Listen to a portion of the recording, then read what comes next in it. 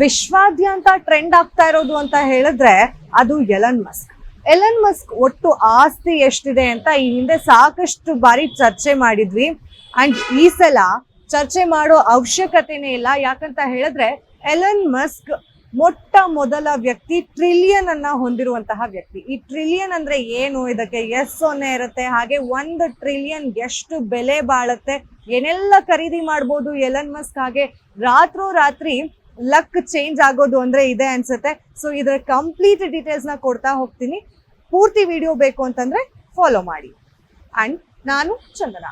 ನಮ್ಗೆ ಈ Elon Musk ಬಗ್ಗೆ ಗೊತ್ತೇ ಇದೆ. ಅಂದ್ರೆ ಸಾಕಷ್ಟು ಬಾರಿ ಒಂದಷ್ಟು ವಿಷಯಗಳನ್ನ ಹೇಳಿ ಕಾಂಟ್ರವರ್ಸಿಗೆ ಒಳಗಾದಂತಹ ವ್ಯಕ್ತಿ, ಹಾಗೆ ಮಿಲಿಯನಿಯರ್ಸ್ ಪಟ್ಟದಲ್ಲಿ ಇದ್ದಂತಹ ವ್ಯಕ್ತಿ.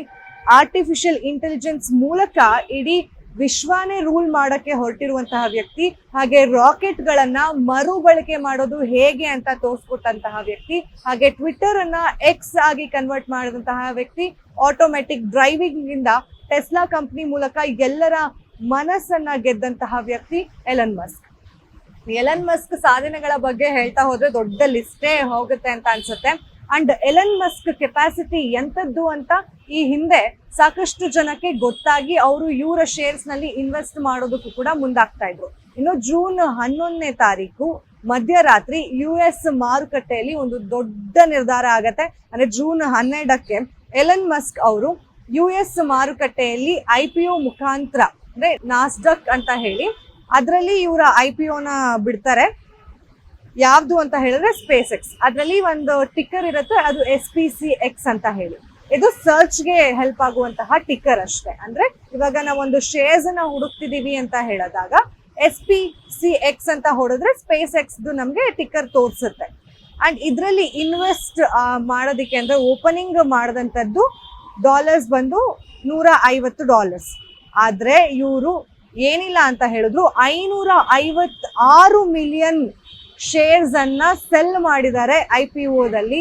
ಸೊ ಈ ಏನು ಶೇರ್ಸ್ ಸೆಲ್ ಆಗಿದೆ ಇದರಿಂದಾಗಿ ಎಲನ್ ಮಸ್ಕ್ ನೆಟ್ವರ್ತ್ ಏನಿದೆ ಅದು 1.1 ಟ್ರಿಲಿಯನ್ಗೆ ಹೋಗಿದೆ. ಅಂದ್ರೆ ಅಕಾರ್ಡಿಂಗ್ ಟು ಫೋರ್ಬ್ಸ್ ಅದೆಲ್ಲ ನಾವು ನೋಡಿದ್ರೆ 1.146 ಟ್ರಿಲಿಯನ್ ನೆಟ್ವರ್ತ್ ಇದೆ. ಅಂದ್ರೆ ಅಷ್ಟು ದುಡ್ಡು ಎಲನ್ ಮಸ್ಕ್ ಹತ್ರ ಇದೆ ಅಂತ. ಇನ್ನು ನಮ್ಗೆ ಈ ಮಿಲಿಯನ್ನೇ ದೊಡ್ಡದು, ಅದರಲ್ಲಿ ಬಿಲಿಯನ್ ಇನ್ನೂ ದೊಡ್ಡದು, ಅದರಲ್ಲಿ ಈಗ ಟ್ರಿಲಿಯನ್. ಮೊಟ್ಟ ಮೊದಲ ವ್ಯಕ್ತಿ ಟ್ರಿಲಿಯನ್ ಅನ್ನ ಸಂಪಾದನೆ ಮಾಡಿರೋದು ಅಂತ ಅಂದ್ರೆ ಅದು ಎಲನ್ ಮಸ್ಕ್. ಅಂಡ್ ಇನ್ನೊಂದು ಏನಪ್ಪಾ ವಿಷಯ ಅಂತ ಹೇಳಿದ್ರೆ ಟ್ರಿಲಿಯನ್ಗೆ ಎಷ್ಟು ಸೊನ್ನೆ ಇರುತ್ತೆ ಅಂತ ಎಣ್ಸೋದಕ್ಕೆ ನಿಜಕ್ಕೂ ಸಾಕಷ್ಟು ಬಾರಿ ಯೋಚನೆ ಮಾಡಿರ್ತಾರೇನೋ ಜನ. 12 ಸೊನ್ನೆಗಳಿರುತ್ತೆ. ಅಂದ್ರೆ 12 ಸೊನ್ನೆಗಳು ಹಾಕಿದ್ರೆ ಅದು 1 ಟ್ರಿಲಿಯನ್ ಆಗತ್ತೆ. 1 ಟ್ರಿಲಿಯನ್ ಅಂತ ಹೇಳಿದ್ರೆ 1000 ಬಿಲಿಯನ್ಗೆ ಲೆಕ್ಕ. ಅಂದ್ರೆ 1000 ಬಿಲಿಯನ್ ಇದ್ದವನು 1 ಟ್ರಿಲಿಯನ್ ಅನ್ನ ಹೊಂದಿರ್ತಾನೆ ಅಂತ ಹೇಳಿ. ಅಂಡ್ ಈಗ ಏನ್ ಶ್ರೀಮಂತರ ಪಟ್ಟಿ ಇದೆ, ಇವರು ಎಲನ್ ಮಸ್ಕ್ ಆಸುಪಾಸ್ಗೂ ಕೂಡ ಬರೋದಿಲ್ಲ. ಅಂದ್ರೆ 708 ಕೋಟಿ ಅಂದ್ರೆ ಲಕ್ಷ ಕೋಟಿಯಷ್ಟು ಮುಂದೆ ಇದ್ದಾರೆ ಎಲನ್ ಮಸ್ಕ್. 2ನೇ ಅತಿ ಶ್ರೀಮಂತ ವ್ಯಕ್ತಿ ಅಂತ ನಾವು ನೋಡಿದ್ರೆ ಅವ್ರಿಗಿಂತ ಜಾಸ್ತಿ ದೂರದಲ್ಲಿದ್ದಾರೆ. ಕೈಗೆಟ್ಕೋದು ಕೂಡ ಕಷ್ಟ ಆಗಿದೆ ಎಲನ್ ಮಸ್ಕ್ ಅವರು. ಅಷ್ಟು ವೇಗವಾಗಿ ಬೆಳೀತಾ ಇದ್ದಾರೆ ಎಲನ್ ಮಸ್ಕ್ ಉದ್ಯಮದಲ್ಲಿ. ಅಂಡ್ ಇವ್ರಿಗೆ ಏನೆಲ್ಲ ಆಸೆಗಳಿದ್ಯಪ್ಪ ಅಂತ ಅನ್ನೋದಾದ್ರೆ ಅವರು ತುಂಬಾ ಸಿಂಪಲ್ ಲಿವಿಂಗ್ ನ ಬದುಕ್ತಾರೆ. ಅಂಡ್ ಇದನ್ನ ನಾವು ನೋಡ್ಲೇಬೇಕಾಗತ್ತೆ. ಅವ್ರ ಹತ್ರ ಯಾವ್ದೇ ಲ್ಯಾವಿಶ್ ಲೈಫ್ ನ ಲೀಡ್ ಮಾಡುವಂತಹ ವ್ಯಕ್ತಿತ್ವ ಅಲ್ಲ ಅವ್ರದ್ದು. ಅವ್ರು ಒಂದು 400 ಸ್ಕ್ವೇರ್ ಫುಟ್ ಮನೆಯಲ್ಲಿದ್ದಾರೆ. ಅದು ಸ್ಪೇಸ್ ಎಕ್ಸ್ ಬಿಲ್ಡಿಂಗ್ ನಲ್ಲಿ ಒಂದು ರೆಂಟ್ ತಗೊಂಡಿರುವಂತಹ ಒಂದು ಜಾಗ ಅದು. ಅಂಡ್ ಅವರ ತಾಯಿ ಹಿಂದೆ ಹೇಳಿದ್ರು ಅವ್ರ ಮನೆ ಫ್ರಿಡ್ಜ್ ಓಪನ್ ಮಾಡಿದ್ರೆ ಅದ್ರಲ್ಲಿ ಏನು ಇರೋದಿಲ್ಲ, ಅಂದ್ರೆ ಊಟ ಕೂಡ ಇಡೋದೇ ಇಲ್ಲ. ಅವ್ರು ತುಂಬಾ ಸಿಂಪಲ್ ಲಿವಿಂಗ್ ಅನ್ನ ಮಾಡ್ತಾ ಇದ್ದಾರೆ ಎಲನ್ ಮಸ್ಕ್ ಅಂತ ಹೇಳಿ. ಅವರು ಯಾವತ್ತೂ ಬಟ್ಟೆಗಾಗ್ಲಿ ಅಥವಾ ಲ್ಯಾವಿಶ್ ಲೈಫ್ ಸ್ಟೈಲಿಗಾಗ್ಲಿ ಖರ್ಚನ್ನ ಮಾಡ್ತಾ ಇರ್ಲಿಲ್ವಂತೆ. ಅದ್ರ ಬದಲಾಗಿ ಯಾವ್ದಾದ್ರು ಉದ್ಯಮಕ್ಕೆ ಅವರು ಹಣನ ಹೂಡಿಕೆ ಮಾಡ್ತಾ ಇದ್ರು ಅಂತ ಹೇಳಿ ಹಿಂದೆ ಅವ್ರ ತಾಯಿ ಹೇಳಿದ್ರು. ಅಂಡ್ ಆ ಉದ್ಯಮದಿಂದಾನೇ ಇವತ್ತು ದೊಡ್ಡ ಮಟ್ಟದಲ್ಲಿ ಬೆಳೆದಿದ್ದಾರೆ. ಅಂಡ್ ಅವ್ರಿಗೆ ಏನ್ ಮಾಡಿದ್ರೆ ಏನಾಗುತ್ತೆ ಅನ್ನೋದು ಗೊತ್ತಿದೆ. ಅಂಡ್ ಸಾಕಷ್ಟು ಬಾರಿ ಕಾಂಟ್ರವರ್ಸೀಸ್ ಕೂಡ ಲ್ಯಾಂಡ್ ಆಗಿದ್ದಾರೆ ಅದರಿಂದ. ಅಂಡ್ ಇನ್ನೊಂದು ವಿಶೇಷತೆ ಏನಪ್ಪಾ ಅಂತ ಹೇಳಿದ್ರೆ ಇವರು ಎಷ್ಟು ಖರ್ಚು ಮಾಡಿದ್ರೆ ಆಸ್ತಿ ಖರ್ಚು ಆಗ್ಬೋದು ಅನ್ನೋ ಒಂದು ಕುತೂಹಲ ಸಾಮಾನ್ಯರ ಜನಕ್ಕೆ ಇದ್ದೇ ಇರತ್ತೆ. ಇವರು ಪ್ರತಿದಿನ ಏನಾದ್ರೂ 10 ಕೋಟಿನ ಖರ್ಚು ಮಾಡ್ತಾ ಹೋದ್ರು ಅಂತ ಹೇಳಿದ್ರೆ ಏನಿಲ್ಲ ಅಂದ್ರು 2562 ವರ್ಷಗಳ ಕಾಲ ಇವರು ಅದನ್ನ ಖರ್ಚು ಮಾಡ್ತಾ ಹೋಗ್ಬೋದು. ಏನಾದ್ರೂ ದಿನಕ್ಕೆ 100 ಕೋಟಿನ ಖರ್ಚು ಮಾಡ್ತಾರೆ ಅಂತಂದ್ರೆ 256 ವರ್ಷಗಳ ಕಾಲ ಇವರ ಸಂಪತ್ತು ಕರ್ಗೋದಿಲ್ಲ. ದಿನಕ್ಕೇನಾದ್ರೂ 1000 ಕೋಟಿ ಖರ್ಚು ಮಾಡ್ತಾರೆ ಅಂತ ಹೇಳಿದ್ರೆ 25 ವರ್ಷಗಳ ಕಾಲ ಇವರ ಸಂಪತ್ತು ಕರ್ಗೋದಿಲ್ಲ.